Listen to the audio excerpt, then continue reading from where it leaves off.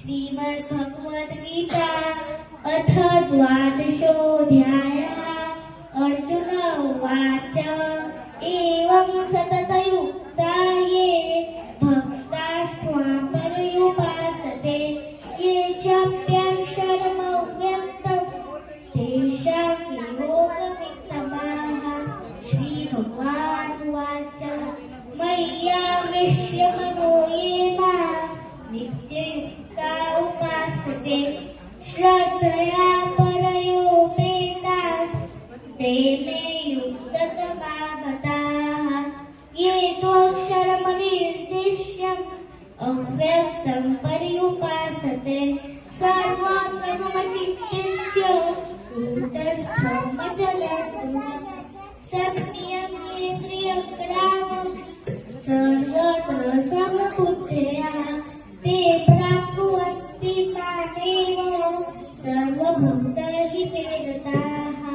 क्लेशोऽधिकतरस्तेषाम् अव्यक्तासक्तचेतसाम् अव्यक्तायगतिर्दुःखम् देहवद्भिर्व्याप्यते ये तु सर्वाणि कर्माणि मयि सन्न्यस्य मत्पराः अनन्येनैव योगेन मां ध्यायन्त उपासते तेषां महां समुद्धर्ता मृत्युसंसारसागरात् भवामि न चिरात् पार्थ मय्यावेश्यतचेतसाः। मय्येव मनमाधत्स्व मयि बुद्धिं निवेशय निवशिष्यसि मय्येव अथ ऊर्ध्वं न संशयः। अथ चित्तं समाधातुं न शक्नोषि मयि स्थिरम् अभ्यासयोगेन ततो मामिच्छाप्तुं धनञ्जय।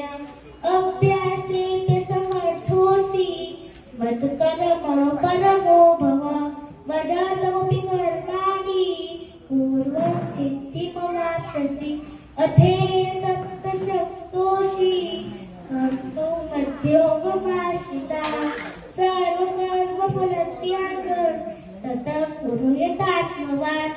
श्रेयो हि ज्ञानमभ्यासात् ज्ञानात् ध्यानं विशिष्यते ध्यानात् कर्मफलत्यागात्